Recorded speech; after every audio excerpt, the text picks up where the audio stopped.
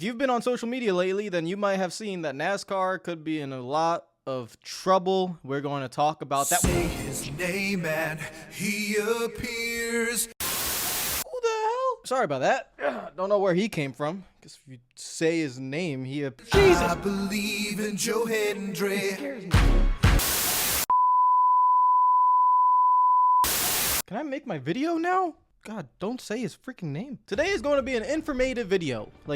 So if you're bored about it, I'm sorry. But you and me, we're going to learn, finally, about charters. Yay! Everyone clap your hands. Lesson, we are here in school. Your teacher, my name is Mulatto Admin. I am your teacher. Thank you so much. Please take a seat. No one sit at the back of the classroom. I want you in the first few rows, please. But in all seriousness, this is actually a pretty big deal because at the end of this year, NASCAR's charter system is expiring. It is not going to exist after this year without a new deal. The best way to explain this is to compare it to two other sports, but predominantly one that we have seen in America that has had lockouts before and bargaining agreements or bargaining negotiations with what's it called, between the Players Association and the actual sport itself. We've seen lockouts, we've seen disagreements, and I'm talking about the NBA. So we're going to compare the NASCAR situation to that because it's actually very, very important in order to understand the charter system. So first, let's talk about the NBA. The NBA has a Players Association that represents all of the players within the league, and they represent themselves in these negotiations. While you also have the NBA, which is the 30 owners of the teams, and the commissioner, which would be Adam Silver. But really, Adam Silver is like an employee of the owners, and it's like that in the NFL as well, where Roger Goodell is the commissioner, but he is an employee of the owners. Now, I also want to touch on the Premier League, because the Premier League over in Europe is something very different, and also I think it does relate in terms of NASCAR. So in the Premier League, you have the 20 Premier League clubs that actually make up the Premier League. There is no commissioner. You have a chairman of the Premier League, but the chairman of the Premier League is really, does not have as much power, not even close to as much power as, let's say, a commissioner in the NBA or the NFL. So the Premier League, those 20 owners, they are together. It's like a club, and they vote on things like a democracy, and they vote on things themselves. And so those 20 owners and those 20 teams run the entire league. So that's something also very, very important. So you have the Players Association in America with basketball. You have in Europe, you have the teams and the clubs basically making their own league. And then you have NASCAR. NASCAR kind of falls somewhat in between of this because NASCAR is a privately owned company. That's very, very, very important to state that NASCAR is a privately owned company. It's a privately owned equity by the France family. So it is theirs. So for example, if I owned Arsenal, Arsenal is mine. If I'm Josh Kroenke or Stan Kroenke, I own Arsenal, 100% of the shares of Arsenal. So you have to think of NASCAR kind of like a club, not like an entire sport like the NBA or the NFL. So NASCAR is owned by the France family. The France family have full control over what they want to do with NASCAR. So it's not like this league where you have also on the other side, an association, you two have to work together. Technically, guys, NASCAR can do whatever the hell they want because it is their company. So does that make sense? Now, in NASCAR, you don't have the equivalent of a Players Association. This is something that the drivers have been talking about, where they need to really figure this out, where the teams and the drivers can all come together and create something like the NBA Players Association, something like an association between the teams, all the teams with Hendrick Motorsports, Joe Gibbs, Penske, Front Row, Trackhouse, all the teams and the drivers themselves. They would all fall under this umbrella, and they would have legal representation with NASCAR. Now, that is something that's a little bit more difficult because, like I said, the most important factor here is that NASCAR is a privately owned equity. So it's not really like a league. It is a company in a way, which means that the teams have a lot less bargaining power because technically NASCAR could carry on without the teams. That's the biggest difference between all three of them. The Premier League will die without the clubs because the clubs literally run the thing. The NBA would fizzle out because the NBA need the players. The Players Association have legal representation there. There's a collective bargaining agreement that they work on. NASCAR technically could just go find other drivers on the street and put them in stock cars and say this is still NASCAR. Now, obviously, when we talk about this more, that's not going to work, but that's kind of what they could do. They have the most power technically in all three of these situations. Everyone following? Does that make sense? We're all good? So now we're going to touch on this article by Ryan McGee from ESPN. I'm not going to go through all of it because I want you guys to read it. So I'm going to leave the link in the description down below. So I'm going to touch on parts of it, but not all of it. So if you want to, it's a very long article, by the way. You can see it's extremely long. So take about 10-15 minutes to read and enjoy. It's a very, very good article.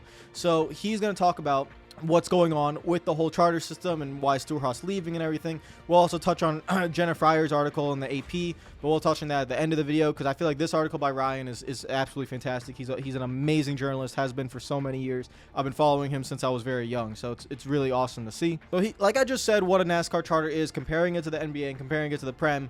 Ryan, goes into here and he explains what it really is, and it really is a franchise tag. I know I've been saying that, but I was trying to find the closest comparison. It was like a franchise. You are franchising what you own, so that way you can sell it if you don't want to do it anymore. That's essentially what it is, and that is what a NASCAR charter system is. However, it's not even like I want to make sure it's very clear that the actual charter is probably honestly like a digital piece of paper. It's not even real. It's literally just the ability to enter the club.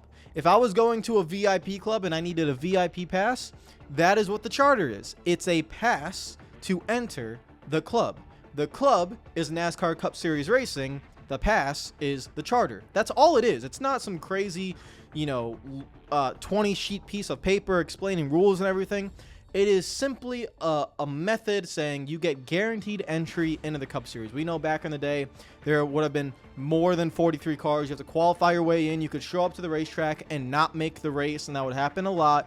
And, you invest all this money, and you don't even get to race. So a lot of team owners would lose money. Now, over the years, as 2016 approaches, you have less and less and less. So, and NASCAR is becoming more and more and more expensive. Team owners are losing more and more and more money.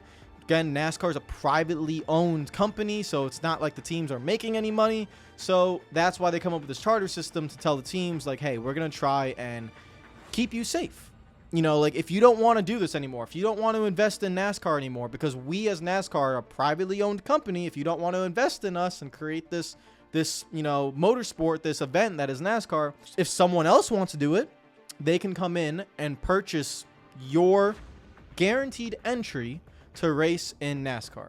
That is what this is all about, and so that's what it is. 36 charters initially spread out over 15 teams. We know that SHR is selling the 4 charters, and that is what's going on. So he goes to say that all of the above this is why charters were created in the first place, to create worth where there was none. So before, when there was nothing, now there is something. It's a digital piece of paper, but there's actually value to what you own.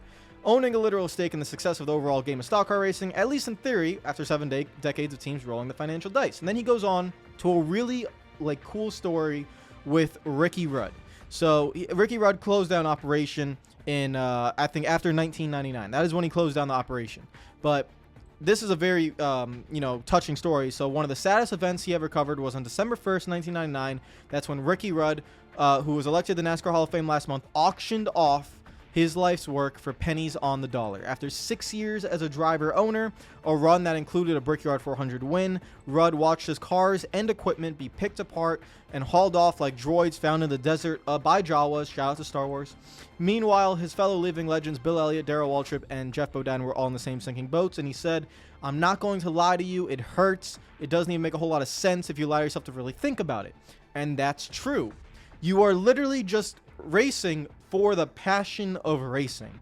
You are not there to make money, and most of all, really, you are there to lose money. You are paying a price to do what you love to do.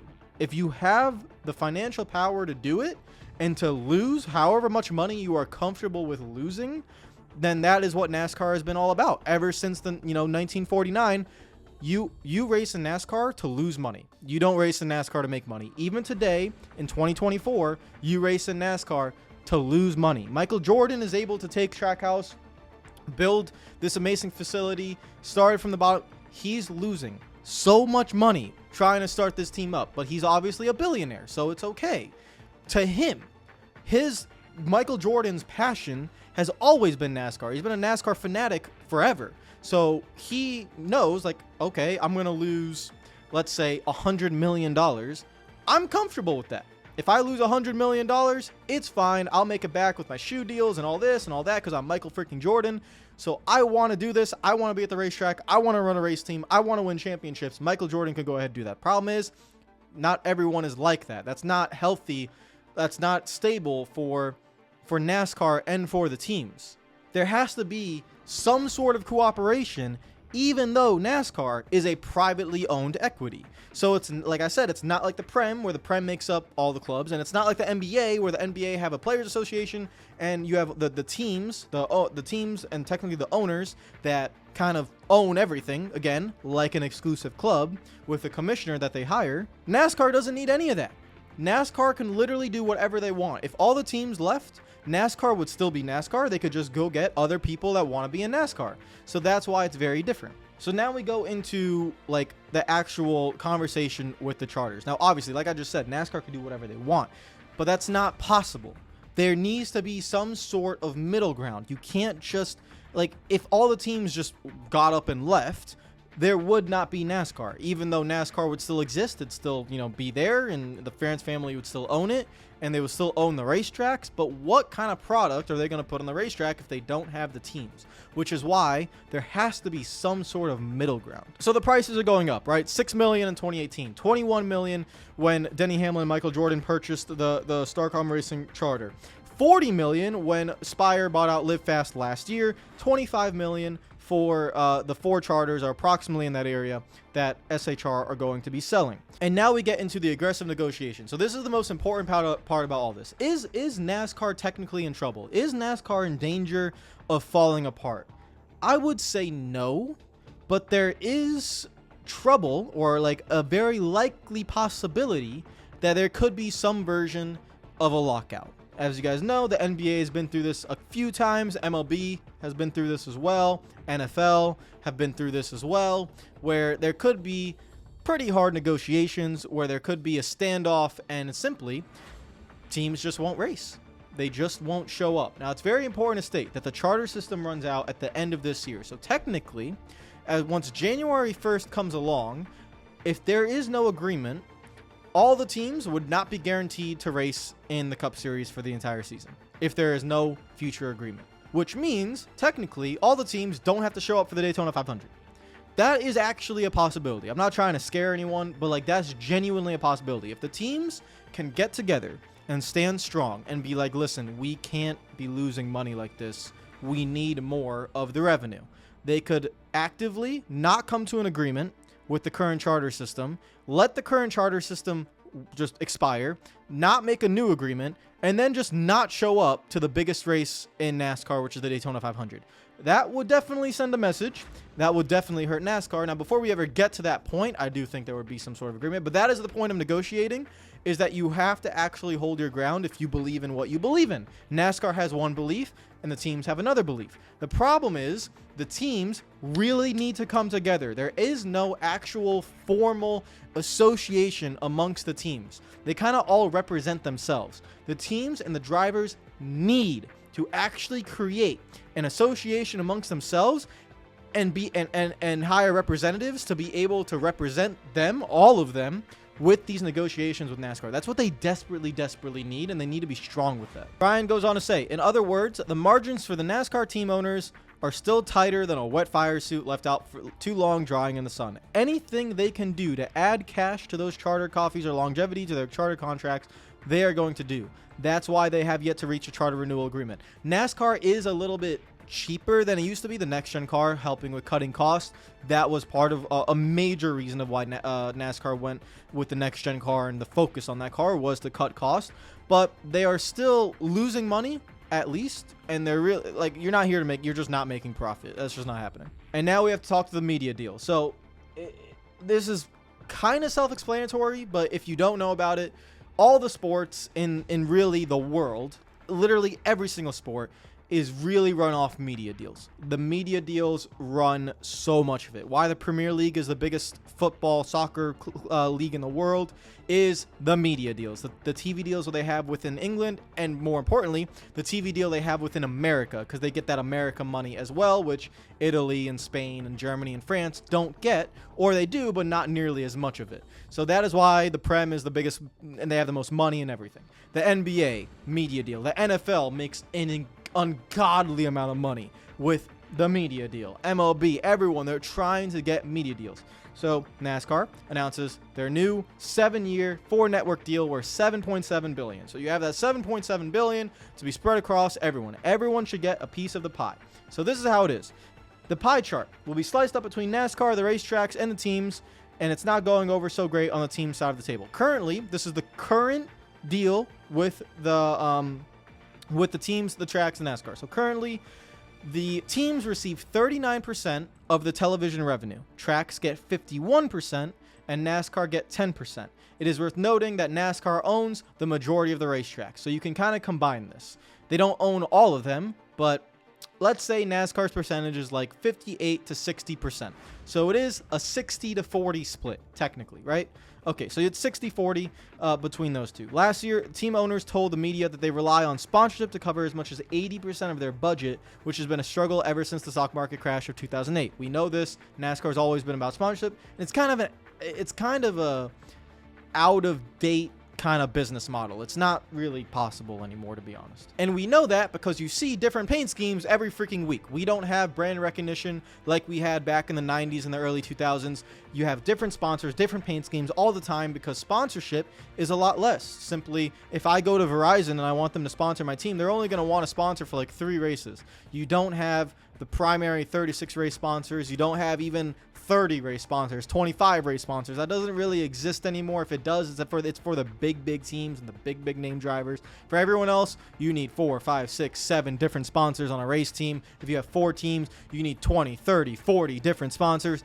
It's just not possible anymore. It really isn't. It's just a different time. It's a different era. Ryan makes a really good comparison. I haven't used MLB a lot, but MLB generates only 10% of its revenue from sponsorship sales and receives $100 million annually from the league's media rights deals. I know for a fact in the Premier League, the teams receive minimum $250 million, guys. $250 million across all 20 teams. That's $250 million each for the teams, right? Just based off the media deal. So that's the biggest problem, is that the teams just simply don't get enough of the TV revenue. It's a 60-40 split. Can we get to a 55-45? Like, is there something you could do? And does NASCAR really need 60%?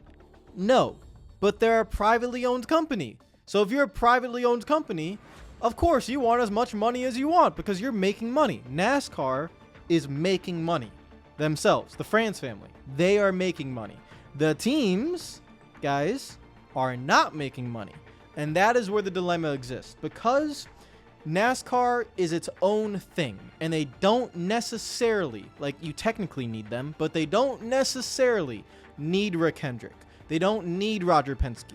They don't need Michael Jordan. They don't need Joe Gibbs, right? You can technically, in NASCAR's mind, some other billionaire, welfare fund, multimillionaire, whoever wants to come into NASCAR can come in and replace those people.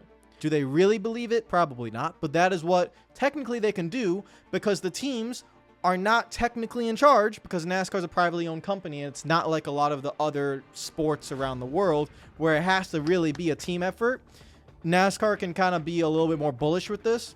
This sounds like I'm really kind of hating on NASCAR, but it technically is true. It really is. If you have a 60-40 split and the teams are struggling, it's NASCAR's obligation to honestly take care of the teams. Like, it is their obligation. If you want to continue on, if you want NASCAR to be as successful as possible, you need to take care of technically your employees. If I'm hosting a show and I have my actors on the show, I got to take care of them. There's no show without the actors.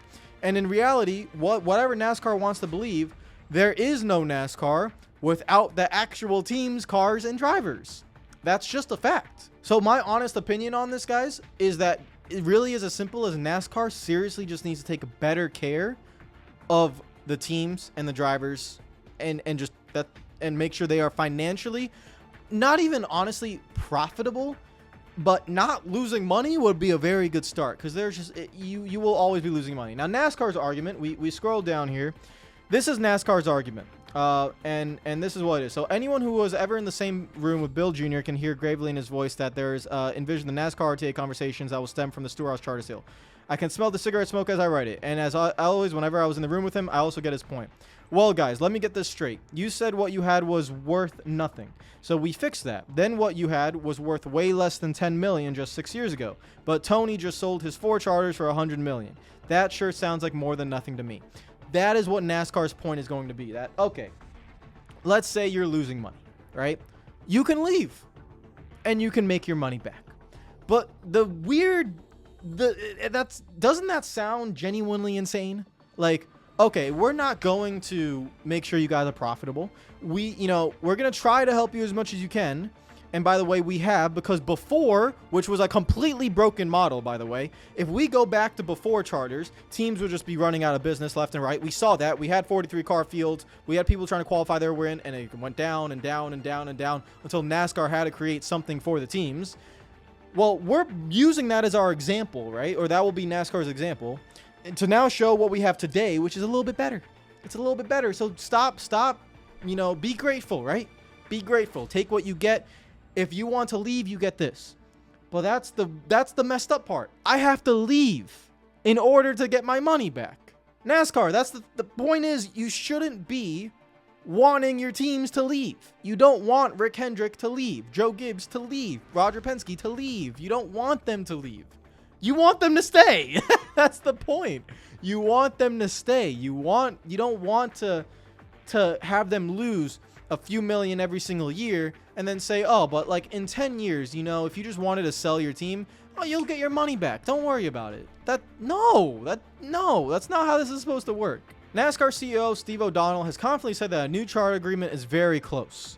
Exactly how close, how it ends, how much everyone ends up with, and how many more feelings are hurt by the way of spreadsheets of self-worth, that's to be determined by the way of the RTA, TNC, and NASCAR. And by the way, Denny Hamlin, who is in these talks because he is, co-owner of 23XI, he has basically said that it's not close, and that not from what I've seen. We got something back last week, but I didn't see anything there that was much different than what we saw in December. And so, if that kind of makes sense in this long-winded kind of way, that is basically the summary of the charter disagreement and if NASCAR is in severe trouble. I don't think NASCAR is in severe trouble. I just think there needs to be a change of mindset. Just because you are privately owned does not mean that you need to take care of what you own. And I think NASCAR, they are taking the teams a little bit too much for granted, in my opinion.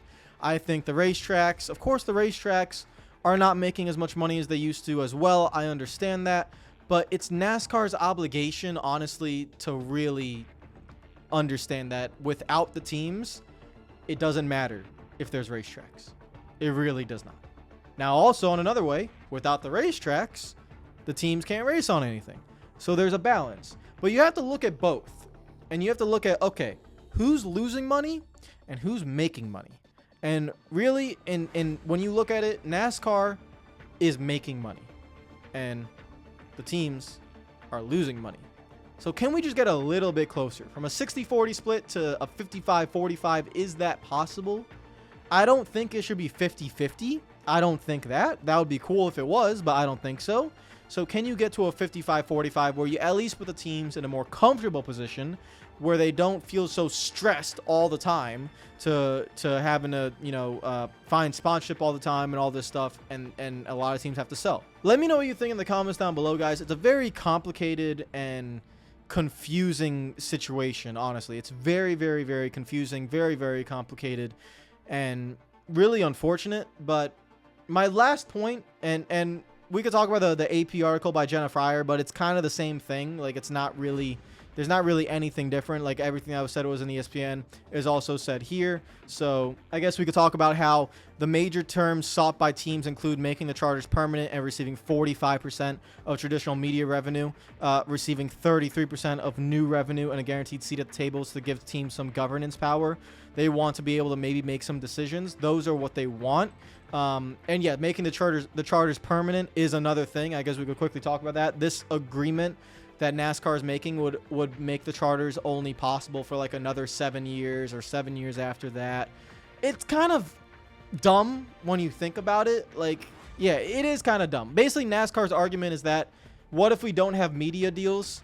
Because NASCAR has to renegotiate a media deal like every 7 years, 10 years, or whatever it is, however long they agree to. So NASCAR is telling the teams like, no, we can't make charters permanent because we need the media deal.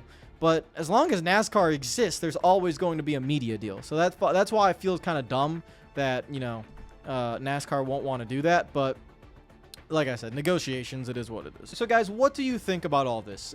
I know it's a long, complicated, I've been waffling for like 25, 30 minutes. I get that. I'm sorry. But what is your opinion on this? Do you side with the teams? Do you side with NASCAR? Do you just kind of want them to both get to an agreement? Do you believe that the teams should have some governance power? And I've always said I feel like NASCAR should listen to their drivers more. Can we put some of them on the decisioning committee and stuff? I don't know. But it's just a very complicated situation because NASCAR, like I said, is a privately owned company. And because of that, it's not like soccer or basketball or football or, you know, even Formula One, because Formula One is, you know, owned by Liberty Media. So, like, it's not like that. It's just different. Actually, no, it is similar to Formula One, technically. Technically, it is. In the end, my hope for this actually is that if the teams can't get the proper revenue, I don't know about the getting governance, like, power. I wouldn't prioritize that particularly, but I would prioritize making sure my team is profitable. So if the teams can't do that, what I would hope to see is a pretty aggressive lockout situation, in my opinion. That's actually what I would hope to see. A situation where the teams don't budge and NASCAR is forced to kind of cave at least to some of their demands, because I think the teams really need to step up. They can't take another deal like the 39-61 split right now. They really need to have that split higher, and if NASCAR doesn't want to do that and they don't want to make charters permanent and all these things, then just don't show up to the Daytona 500 next year. Honestly, I would be okay with that. There are times where some of these things have to happen within an organization, and eventually, like, the heads will come together and people will understand that we need to get this back together, and it will work. So if it means I had to miss one Daytona 500 for the greater good of NASCAR, I'd be okay with it. I kind of do I don't hope it goes that far, but I do hope that maybe if there is no agreement and December comes around, that there is still no agreement, that NASCAR runs the risk of the teams literally boycotting the Daytona 500. That would be something that would be very, very fascinating.